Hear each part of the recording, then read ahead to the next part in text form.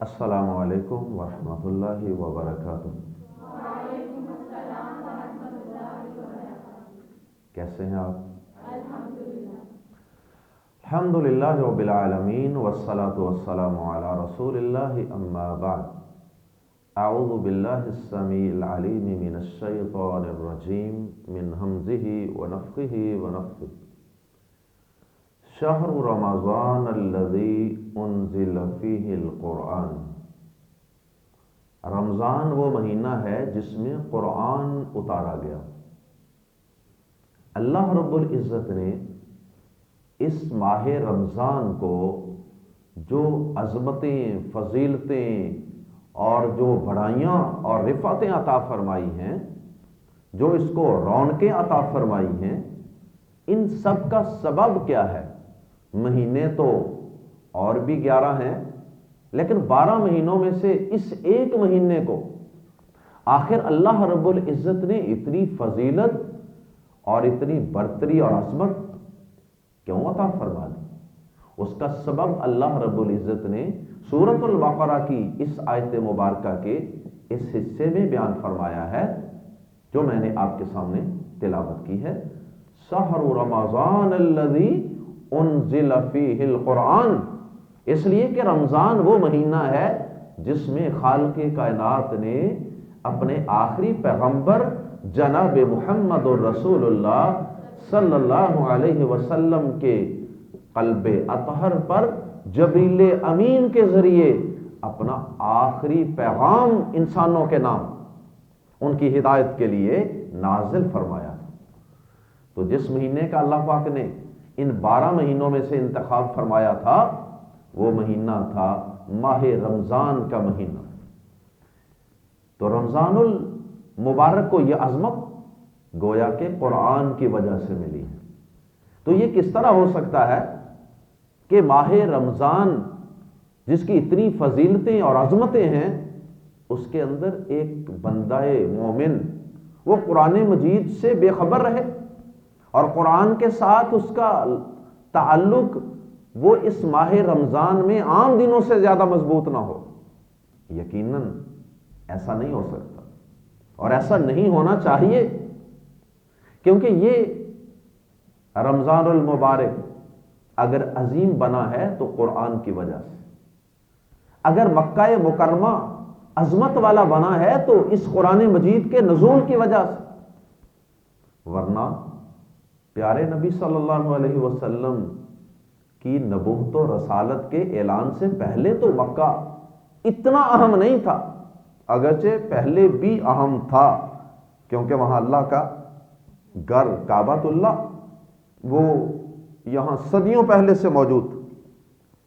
لیکن جو عظمت اس مکہ مکرمہ کو آپ کی نبوت و رسالت کے اعلان کے بعد ملی، وہ اس سے پہلے نہیں تھی۔ اور وہ عظمت اللہ رب العزت نے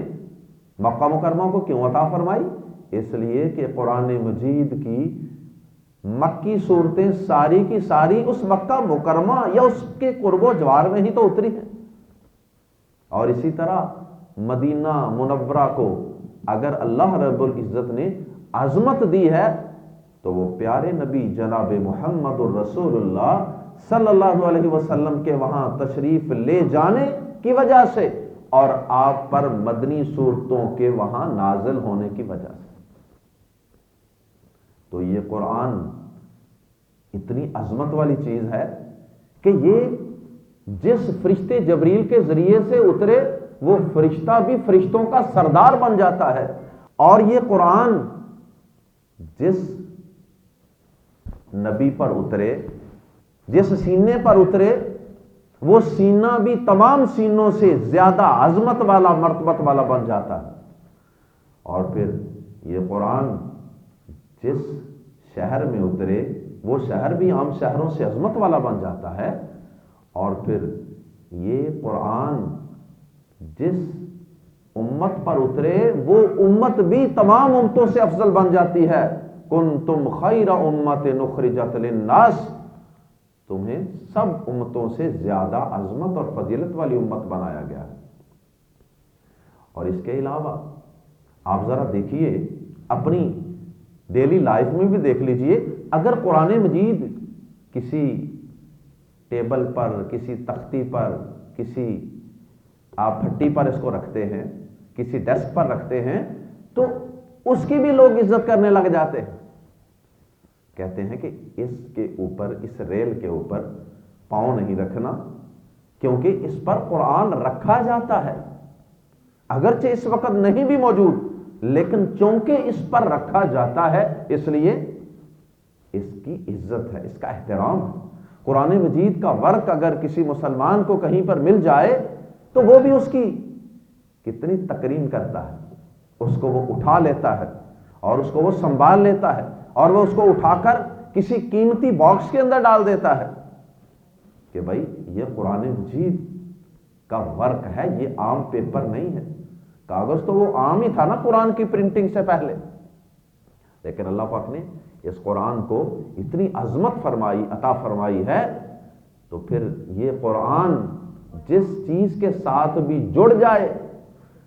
جس مہینے کے ساتھ جڑ جائے، وہ سب مہینوں سے، وہ چیز سب چیزوں سے زیادہ بلند ہو جاتی۔ تو یہ قرآن مجید اس ماہ رمضان میں اترا، اور اللہ پاک نے اس ماہ رمضان پورے کو ہی عظمت عطا فرمائی، لیکن اس ماہ رمضان کی آخری 5 طاق راتوں کو اللہ رب العزت نے کچھ خاص ہی عظمت عطا فرما دی، اس لیے کہ ان میں سے کوئی ایک رات ہے جس میں اللہ رب العزت نے اس قرآن مجید کو نازل کرنا شروع کیا تھا۔ اس رات کو کہتے ہیں لیلۃ القدر، اور اس رات کی عظمت، بسم اللہ الرحمن الرحیم، انا انزلناہ فی لیلۃ القدر وما ادراک ما لیلۃ القدر لیلۃ القدر خیر من الف شہر۔ اس قرآن کو اللہ پاک فرماتے ہیں کہ ہم نے ایک قدر والی رات میں اتارا ہے، تم کیا جانو کہ وہ قدر والی رات کیا ہے؟ وہ قدر والی رات، اس کو ہم نے اتنی عزت اور اتنا مقام عطا فرما دیا ہے کہ اس ایک رات میں اگر کوئی شخص عبادت کر لے، وہ اس کی تقریباً 84 سال کی عبادت سے بھی زیادہ افضل رات ہے۔ ایک رات کی عبادت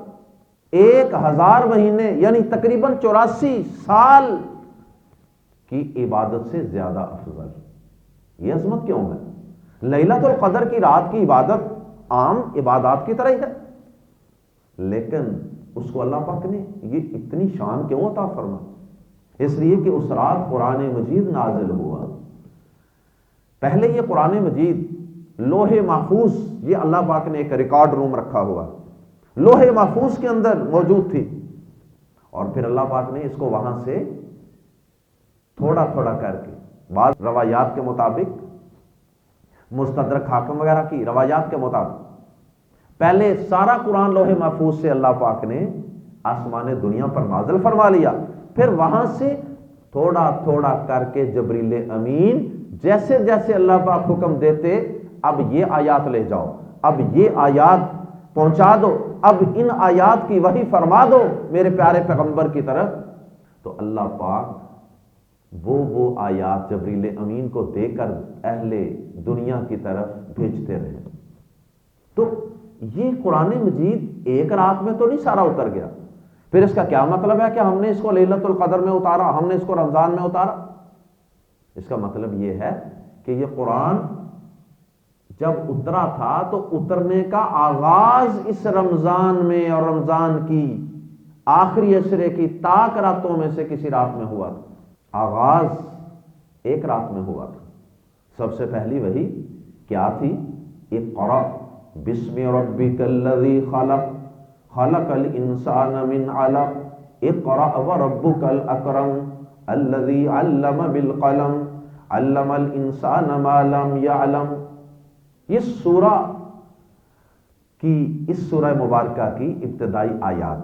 اللہ پاک نے پہلی وحی میں پیارے نبی صلی اللہ علیہ وسلم پر غار حرا میں نازل فرمائی تھی۔ اللہ اکبر۔ تو یہ آغاز جو ہے قرآن مجید کا، یہ ہوا تھا رمضان میں، اور رمضان کی رات لیلۃ القدر میں، اور بعد میں پھر یہ قرآن آہستہ آہستہ کر کے سارے کا سارا تقریباً 23 سال کے عرصے میں پیارے نبی جناب محمد رسول اللہ صلی اللہ علیہ وسلم پر نازل ہوتا رہا۔ 13 سال مکہ مکرمہ میں اترتا رہا ہجرت سے پہلے، مکہ یا قرب و جوار میں،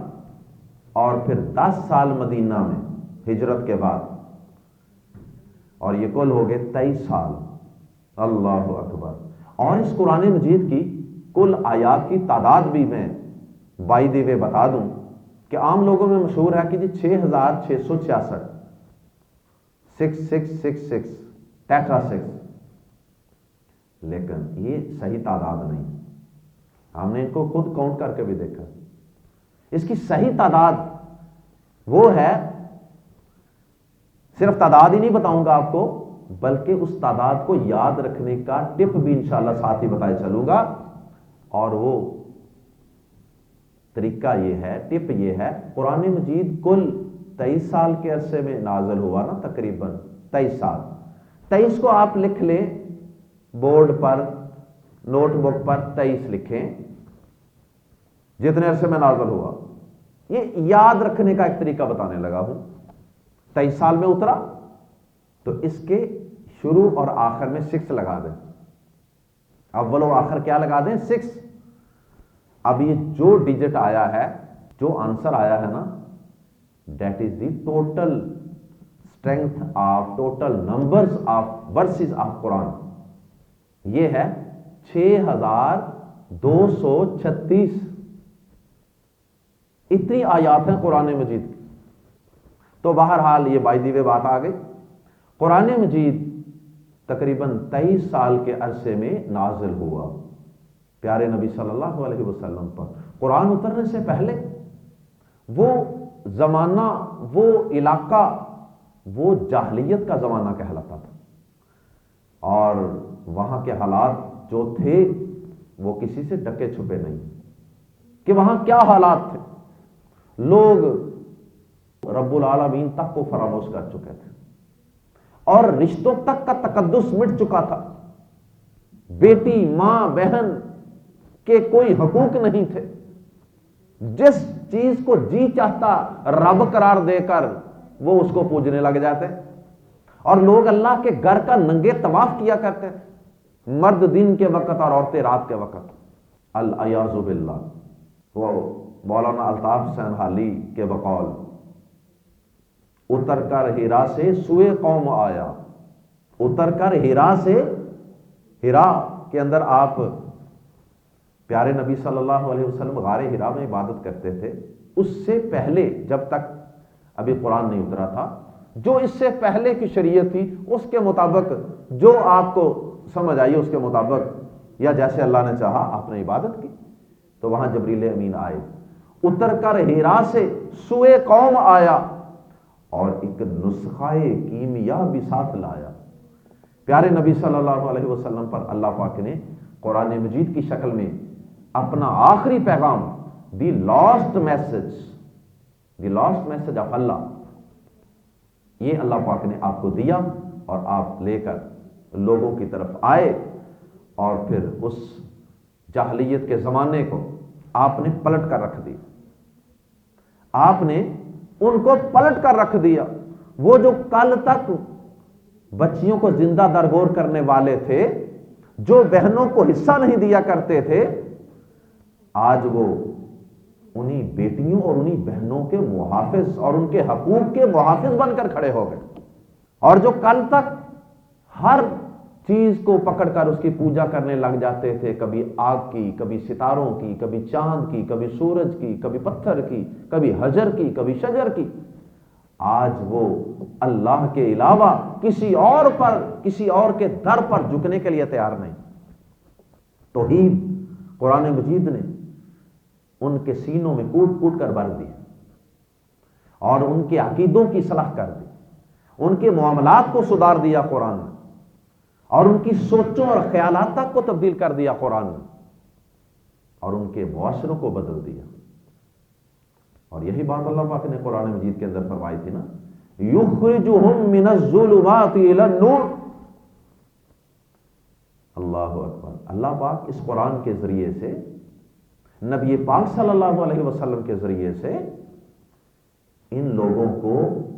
یخرجہم من الظلمات الی النور، تاریکیوں سے، جہالتوں سے، توہم پرستیوں سے نکال کر روشنی کی طرف لے جاتا ہے۔ یہ قرآن کا کام ہے۔ اور ایک جگہ اللہ پاک نے فرمایا کہ ہم نے آپ پر یہ اس قرآن کو نازل فرمایا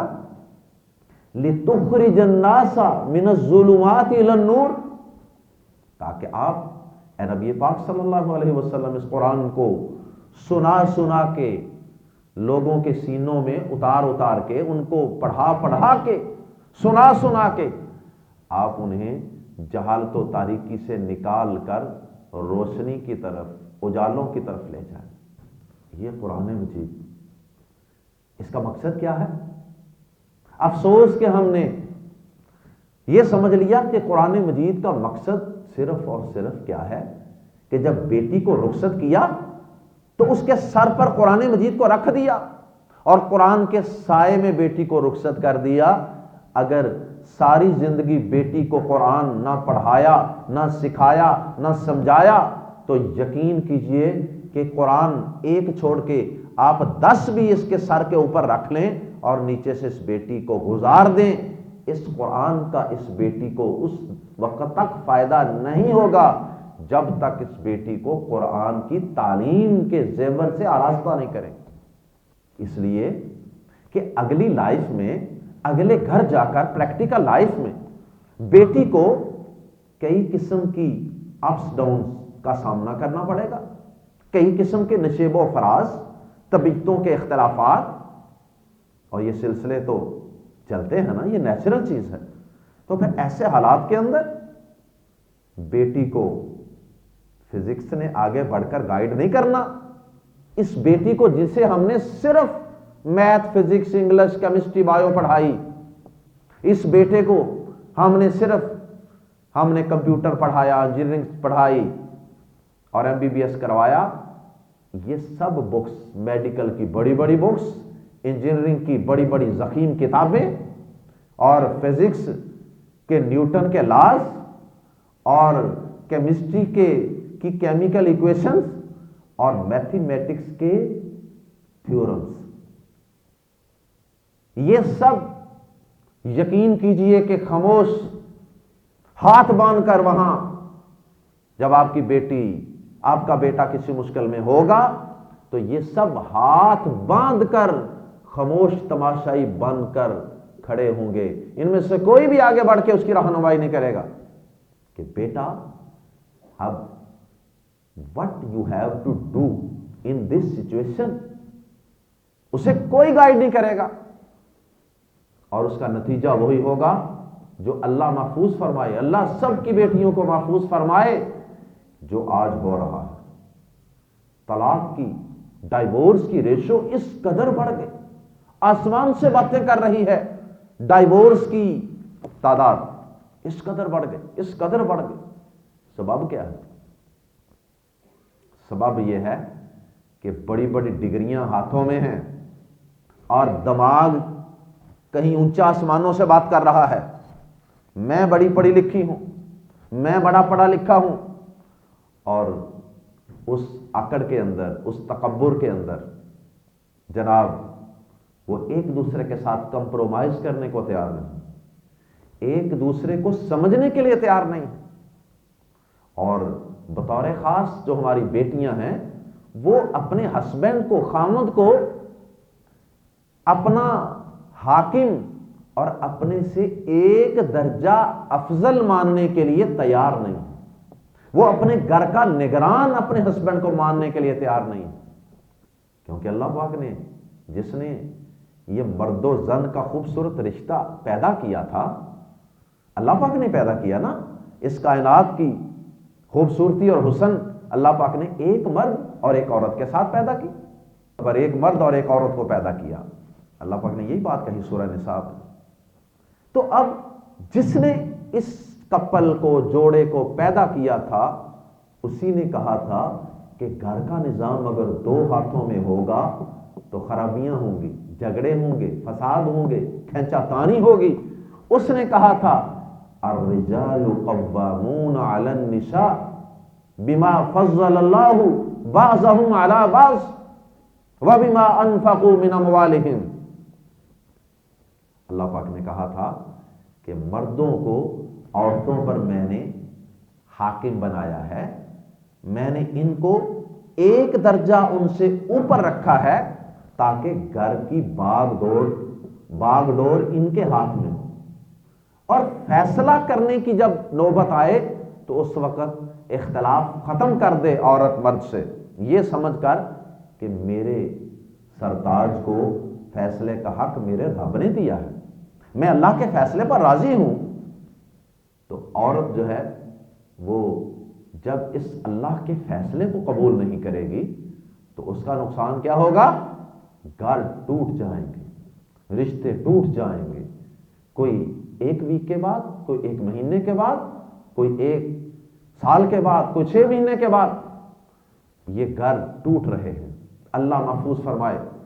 اللہ کی قسم جب تک ہم اپنی بیٹیوں کو، اپنی بہنوں کو، اپنے بیٹوں کو، ان سب کو ہم قرآن سے نہیں جوڑیں گے اور ان کی قرآن کی روشنی میں ہم ان کی ذہن سازی نہیں کریں گے، اتنی دیر تک یہ طلاقوں کی بڑھتی ہوئی شرح اور یہ گھر لڑائی جھگڑے فتنے فساد یہ کبھی ختم نہیں ہوں گے اور گھر کبھی بھی سکون کا گہوارہ نہیں بنے گے۔ اس لیے آئیے پلٹ آئیے قرآن کی طرف، قرآن سے تعلق جوڑیے، قرآن سے رہنمائی لیجیے، یہ قرآن آپ کو ہر مسئلے کا حل بتائے گا انشاءاللہ۔ تو ایک باپ اور ایک ماں کے لیے سب سے بڑا تحفہ اگر کوئی اپنی بیٹی کے لیے ہے، اپنے بیٹے کے لیے ہے، اس کی شادی کرتے وقت، تو وہ اللہ کی قسم قرآن مجید کی تعلیم ہے، قرآن مجید کا فہم ہے، کہ جس کے ساتھ آراستہ کر کے بیٹی کو اگلے گھر بھیجیں گے تو انشاءاللہ وہ زندگی کے اپس ڈاؤنز کو انشاءاللہ برداشت کر لے گی اور اس میں سروائیو کر جائے گی، کیونکہ قرآن ہر طرح کے حالات میں سروائیو کرنے کا طریقہ سکھاتا ہے۔ پیارے نبی صلی اللہ علیہ وسلم کی سیرت دیکھ لیجئے، مکہ میں کیا حالات تھے، کتنی مشکلات تھی، طائف میں کیا حالات تھے، اور پھر مدینہ میں کیا مشکلات تھی، اس کے باوجود پیارے نبی صلی اللہ علیہ وسلم اور آپ کا گروہ، صحابہ کرام کا گروہ، یہ کامیابی کے ساتھ آگے آگے آگے بڑھتا ہی چلا گیا، اور ایک وقت آیا کہ وہ معزز تھے زمانے میں مسلمان ہو کر اور تم خوار ہوئے تارک قرآن ہو کر۔ علامہ اقبال نے یہ نقشہ کھینچا کہ وہ زمانہ جاہلیت کے ماحول کے اندر اسلام لانے والے صحابہ کرام مسلمان، وہ اگر معزز ہو گئے تھوڑے ہی سالوں میں، اللہ پاک نے ان کو عزتوں، بلندیوں سے، غلبے سے، کامیابیوں سے، فتوحات سے نواز دیا تھا، تو اس کا سبب کیا تھا؟ وہ معزز تھے زمانے میں مسلمان ہو کر، وہ صحیح مسلمان بن گئے تھے، قرآن والے مسلمان، قرآن کے مطابق انہوں نے اپنے آپ کو ڈھال لیا تھا۔ وہ معزز تھے زمانے میں مسلمان ہو کر اور تم خوار ہوئے، ذلیل و خوار ہوئے یعنی، اور تم خوار ہوئے تارک قرآن ہو کر۔ پیارے نبی صلی اللہ علیہ وسلم کی حدیث ہے صحیح مسلم میں، آپ نے فرمایا ان اللہ یرفع بہذا الکتاب اقواما، اللہ تعالیٰ اس کتاب قرآن کی وجہ سے بہت سے لوگوں کو رفتیں، بلندیاں، عظمتیں عطا فرما دے گا، اور بہت سے لوگوں کو اس قرآن کی وجہ سے پستیاں عطا فرما دے۔ یہ قرآن جس کے پڑھنے پر ایک ایک حرف پر 10 نیکیاں ملتی ہیں، اور اس قرآن کو ہمیں صحیح تلفظ کے ساتھ بھی سیکھنا ہے، اور ہمیں اس قرآن کو ترجمے اور تفسیر کے ساتھ بھی سمجھنا ہے، اور پھر اس قرآن کو ہم نے اپنی پریکٹیکل لائف پر اپلائی بھی کرنا ہے، اس کی امپلیمنٹیشن کرنی ہے۔ اس قرآن کو ہم نے اپنی ذات پر بھی اپلائی کرنا ہے، اپنی فیملی پر بھی اپلائی کرنا ہے، بہن بھائیوں، والدین، بیوی بچوں، خاوند، ہر ایک پر اپلائی کرنا ہے، اور پھر اسے ہم نے اپنے تعلیمی اداروں پر، اسے ہم نے اپنے معاشی اداروں پر، ہماری جو معیشت ہے جو بدقسمتی سے سود پر چل رہی ہے، ہم نے اس قرآن کے ساتھ اس کو بھی تبدیل کرنا ہے، اور پھر ہم نے اللہ اکبر اس قرآن کو اپنی عدالتوں کے اندر بھی نافذ اور اس کی امپلیمنٹیشن کروانی ہے کہ عدالتوں کے اندر فیصلے بھی اس قرآن کے مطابق ہوں۔ بدقسمتی سے ایسا نہیں ہو رہا۔ ہمارا سیاست کا نظام، معیشت کا نظام، عدالتوں کا نظام، فیملیوں کا نظام، ہماری غمیاں خوشیاں، شادی بیاہ، یہ سب سلسلے یہ قرآن کے مطابق ہم نے نہیں ڈالے ہیں۔ اس وجہ سے آج مسائل ہیں، اس وجہ سے آج پوری دنیا کے اندر مسلمان گاجر مولی کی طرح کٹ رہے ہیں، ذلیل و رسوا ہو رہے ہیں۔ جب مسلمان قرآن کو تھام لے گا، اس کے پیغام کو پکڑ لے گا، تو انشاءاللہ اللہ پاک اس کو ویسے ہی رفت، بلندی، عظمت عطا فرما دے گا کہ جس طرح پیارے نبی صلی اللہ علیہ وسلم کے دور میں صحابہ کرام کو اللہ پاک نے عزت،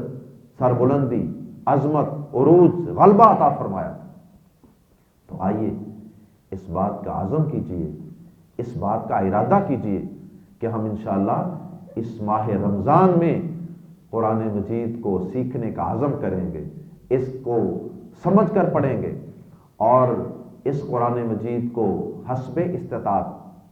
اپنے سینے میں زبانی محفوظ بھی کریں۔ ایک سورت، 2 سورتیں، 1 پارہ، 2 پارے، 5 پارے، جنہوں نے پورا قرآن یاد کر لیا وہ تو اللہ کی خاص عنایت ہے پھر ان پر۔ انہیں چاہیے کہ اس نعمت کو یاد رکھیں، اس کی منزل کو یاد رکھیں،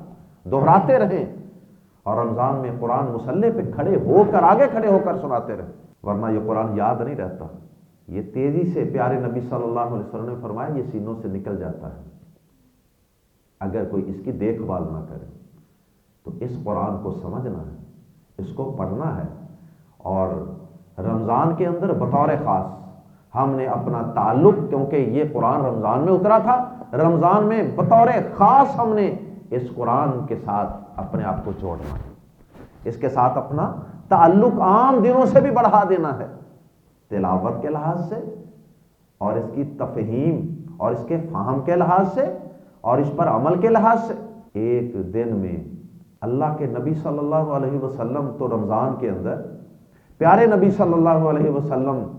کے پاس جبریل امین آتے تھے۔ صحیح بخاری مسلم میں حدیث ہے کہ کان یلقاہ فی کل لیلۃ من رمضان، کہ جبریل امین پیارے نبی صلی اللہ علیہ وسلم کے پاس رمضان کی ہر رات میں آتے تھے، ہر رات آ کر ملتے تھے، اور پھر کرتے کیا؟ پیارے نبی صلی اللہ علیہ وسلم کے ساتھ قرآن کا دور کرتے تھے۔ کیا مطلب؟ جبریل امین کبھی پیارے نبی کو سناتے ہوں گے قرآن، کبھی پیارے نبی صلی اللہ علیہ وسلم جبریل امین کو سناتے ہوں گے، روزانہ دور کرتے تھے۔ جس طرح آپ نے کبھی دیکھا رمضان کے دنوں میں مسجد کے اندر 2 حافظ کٹھے بیٹھے ہوتے ہیں، دونوں نے قرآن پکڑا ہوتا ہے اور وہ اس طرح ہل ہل کے ایک دوسرے کو سنا رہے ہوتے ہیں، وہ دور ہو رہا ہوتا ہے قرآن کا، سنانا۔ تو یہ ہمارے پیارے نبی صلی اللہ علیہ وسلم بھی اللہ تعالیٰ کی طرف سے یقیناً یہ پلاننگ تھی نا، تو رمضان کی ہر رات پیارے نبی صلی اللہ علیہ وسلم کے پاس آتے اور قرآن کا دور کرتے تھے۔ اس حدیث سے بھی یہ معلوم ہوا کہ واقعی رمضان کے اندر قرآن مجید کی تلاوت عام دنوں سے کہیں زیادہ بڑھ جانی چاہیے، اور رمضان کے ساتھ اس قرآن کا خاص تعلق ہے۔ ایک پارہ اس کے تقریباً 20 صفحات ہوتے ہیں، اور اگر ہم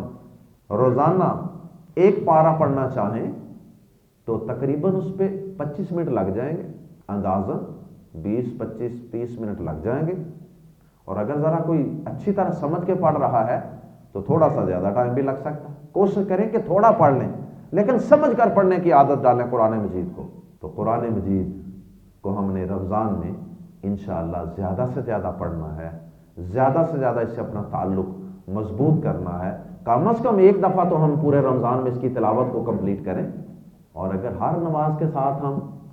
فکس کر لیں کہ ہم نے ہر نماز کے ساتھ 4 صفحات کی تلاوت کرنی، 5 منٹ لگیں گے، اور ہر نماز کے ساتھ 5 منٹ کر کے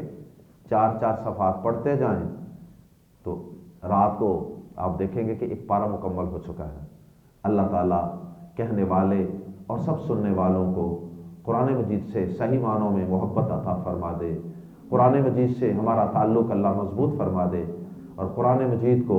اللہ پاک ہمیں پڑھنے کی، سمجھنے کی، عمل کرنے کی اور دوسروں تک اس کا پیغام پہنچانے کی اللہ پاک ہمیں توفیق عطا فرمائے، اور رمضان میں بالخصوص اللہ ہمیں اس قرآن سے اپنا تعلق مضبوط کرنے کی توفیق عطا فرمائے۔ سبحانک اللہم و بحمدک اشہد ان لا الہ الا انت استغفرک و اتوب الیک۔